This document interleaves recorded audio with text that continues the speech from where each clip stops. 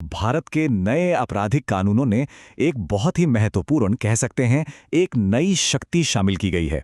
और इसका मकसद सिर्फ एक, सच की खोज में मदद करना। तो आइए इससे समझते हैं।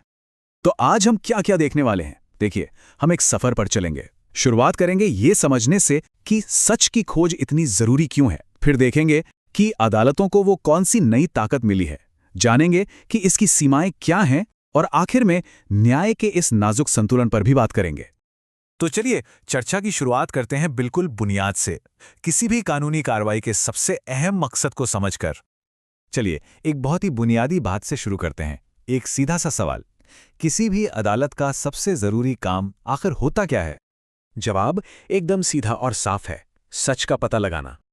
और पता है, ठीक इसी काम को पूरा करने के लिए एक नया कानून अदालतों को एक बहुत ही शक्तिशाली टूल, एक औजार देता है। ठीक है, तो अब जरा गहराई में उतरते हैं। बात करते हैं उस शक्ति की जो भारतीय नागरिक सुरक्षा संहिता यानी BNSS की धारा 448 के बिल्कुल केंद्र में है। तो ये धारा 348 असल में है क्या? देखिए, अगर सीधे शब्दों में कहें तो ये किसी भी अदालत को ये अधिकार देती है कि वो सुनवाई के किसी भी स्टेज पर, किसी भी मोड़ पर सच का पता लगाने के लिए किसी भी व्यक्ति को गवाह के तौर पर बुला सकती है, उससे पूछताछ कर सकती है या फिर किसी पुराने गवाह को दोबारा बुला सकती है। इस शक्ति को ना आप 3 हिस्सों में समझ सकते हैं। पहला, अदालत एक बिल्कुल नया गवाह बुला सकती है। दूसरा, जो भी व्यक्ति अदालत में मौजूद है उससे पूछताछ कर सकती है, भले ही उसे पहले बुलाया न गया हो। और तीसरा, किसी ऐसे गवाह को दोबारा बुलाकर उससे फिर से सवाल जवाब कर सकती है जिसकी गवाही पहले हो चुकी हो। लेकिन सवाल यह है कि इन शक्तियों का इस्तेमाल कब किया जाना चाहिए। इसका जवाब ना एक बहुत ही महत्वपूर्ण वाक्यांश में छिपा है। अच्छा, अब यह स्लाइड बहुत दिलचस्प है। यहां 2 शर्तों के बीच का अंतर समझिए। एक तरफ है विवेकाधीन शक्ति, मतलब ये अदालत की मर्जी पर है, अदालत किसी गवाह को बुला सकती है। लेकिन दूसरी तरफ एक अनिवार्य कर्तव्य है। अगर किसी गवाह का बयान केस के न्यायपूर्ण निर्णय के लिए, मतलब एक इंसाफ भरे फैसले के लिए जरूरी है, तो अदालत को उसे बुलाना ही होगा। ये सकती है से होगा का जो फर्क है ना, बस यही सबसे अहम है। लेकिन इतनी बड़ी शक्ति के साथ उतनी ही बड़ी जिम्मेदारी भी आती है। ये एक 2धारी तलवार की तरह है और सुप्रीम कोर्ट ने भी इस पर चेतावनी दी है।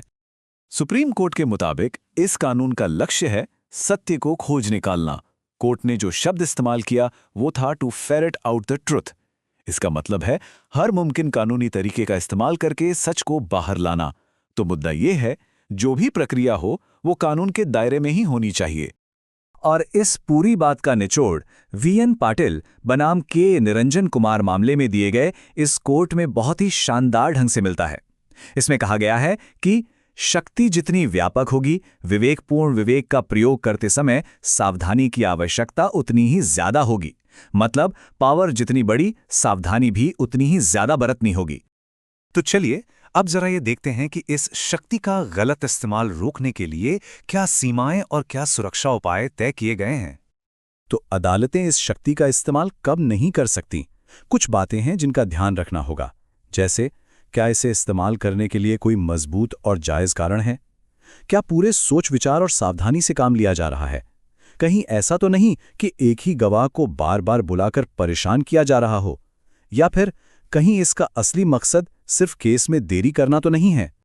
और स्वपन कुमार चैटर्जी बनाम CBI मामले में सुप्रीम कोर्ट ने एक तरह से आखिरी लकीर खींच दी। साफ कहा गया है कि अगर अदालत को लगता है कि यह आवेदन कानून की प्रक्रिया का दुरुपयोग करने के लिए है, तो इस शक्ति का इस्तेमाल बिल्कुल नहीं किया जाएगा। तो अंत में इस पूरे विश्लेषण का सार क्या निकलता है? ये शक्ति और विवेक के बीच न्याय के संतुलन का एक बेहतरीन उदाहरण है। देखिए, धारा 348 एक 2धारी तलवार जैसी है। एक तरफ ये सच की खोज के लिए एक बहुत जरूरी औजार है, लेकिन दूसरी तरफ ये न्याय व्यवस्था पर एक बहुत बड़ी जिम्मेदारी भी डालती है। और ये हमें एक बहुत ही बुनियादी सवाल पर लाकर खड़ा कर देता है। सच को खोजने की कोशिश और इंसाफ के साथ किसी भी तरह का जोखिम न लेने के बीच की वो महीन रेखा आखिर कहाँ खींची जानी चाहिए? इस सवाल का जवाब ही शायद हमारी न्याय प्रणाली का भविष्य तय करेगा।